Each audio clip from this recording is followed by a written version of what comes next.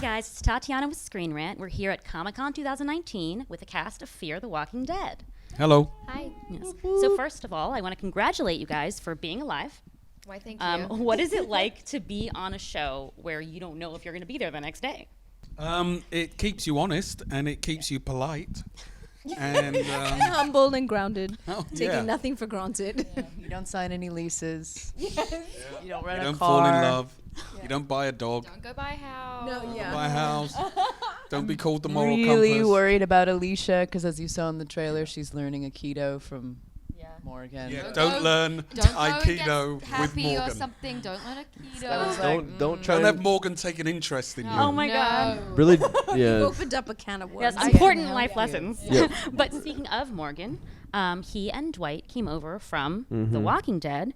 So I'd like to know, what is the biggest difference, like, on set? We're more fashionable. That's true. And nice too. Yeah. Not that they weren't. You're like extremely fashionable. I all the think, time. would you say that's the main difference? Yeah. Apparently. it's more fashionable? I would say that's the main difference. Yeah. If there's anything I paid attention to, it's like, wow, you guys really dress nice. You said it earlier today. You know, You mean Footwear. even the hazmat suit and the rubber boots too? all of just it. like Yeah. in Just okay. in general, really. Not Just a like question for me. outside I of. just hijacked it, but I Just want the to get in. on-set atmosphere or the way that the show, the stories come about, what would you say you've noticed the most? I don't think there's a huge amount of difference No. between either of them, really. I mean, because you're all striving for the same thing. I think one of the things that, if I genuinely answer the question, we have half the number of regular actors than the other shows. So there's a little bit more interchange between people and a little bit more room for the time for the character development. I'd say that's one of the major differences, because Maggie doesn't want me to mention the catering. But then we're also too. We're traveling around Texas. I was teasing them earlier. I was like, guys, I remember this room from last year, and I love how much everyone loves Josh, our caterer. But we spent the whole interview talking about catering last year, and it's not very nice to the showrunner. So we're not going to do that now.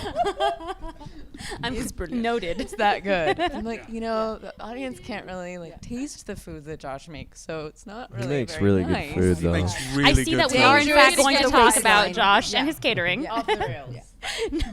Now, as someone who's been here since day one, perhaps has had the most character development, how do you feel about your character's journey so far? I think it really has been one of the most wonderful and I feel very lucky to have been a part of this character development, because we have seen her go from a young girl into a woman of the apocalypse, and just, I mean, the character development has, I would argue, maybe the most significant. She's really just changed completely, and it's been a real privilege to be able to be a part of that journey. I mean, she's gone from being like a young, frightened girl, of course, Yeah. to being one of the two leaders. Yeah, and also making a lot of mistakes and then learning from the mistakes and embracing then the potential of what she could be, but also then, seeing where a lot of her past trauma has now come into play, but also what she's, been able to use some of that to propel her forward, but also then what she's closing herself off to. And what I think maybe is obvious to fans, what she needs next, which is probably like some actual happiness. That would be nice. Yeah. Can you both talk about your differing leadership tactics, the way that you approach? Sure.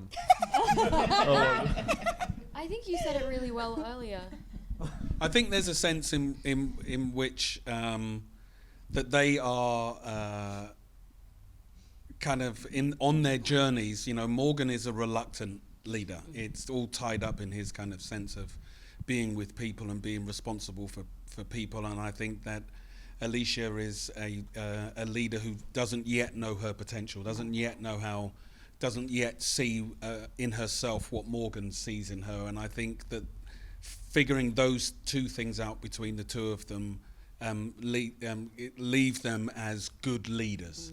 And it's not a battle between the two of them. It's one of the things that I had said earlier, is that notion of people battling to be the leader. I've seen that story a million times. I haven't seen two people growing together and from different angles, and the two things that they're trying to work out and end up benefiting the rest of the group. Yeah, hopefully. it's nice to see that sometimes you can trust other people in the apocalypse. Yeah. That's very helpful. Yeah. I do have a question for Austin now. The Dwight's search for Sherry has been very heart-wrenching, difficult journey. How is that going to shape the rest of his season, perhaps the rest of his series? I think I can take this one.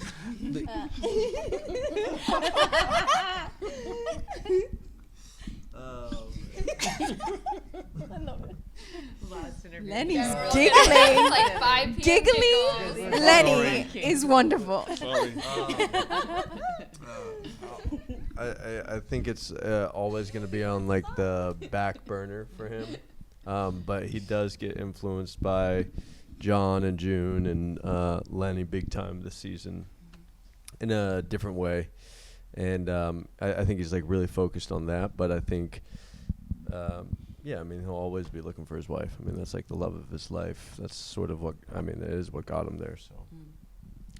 Karen, I loved you on Gallivant, first of all. I was gonna keep Oh, going. so you're No, gonna I'm just kidding.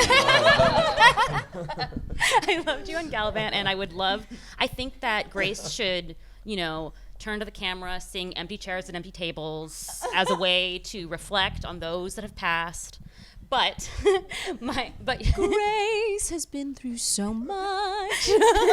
she did talk about, how she and Morgan both put other people in front of themselves. What? Okay, fine. I'll just stop. I It won't was sing beautiful. anymore. It was very Ready beautiful. for it. We song. turned around. It was like, Should have just let you keep going. Cinderella. So how do you think that really shapes who she is, and will she change now that she's had that, confrontation with Morgan? I think, definitely Grace opening up and getting to know someone like Morgan, they have a lot in common. Definitely, they've had their fair share of trauma, and just coming to terms with the choices that they've made in the past and how they can't be changed or undone, and trying to live with that. And she questions her existence a lot, especially as she sees how the effects of the nuclear plant has had not only on her colleagues but on this group. And it's just been like this nightmare of a domino effect it's had. And Morgan's definitely played a huge part in trying to get her to open up and maybe hopefully start this path of self-forgiveness, which I don't think she's there yet.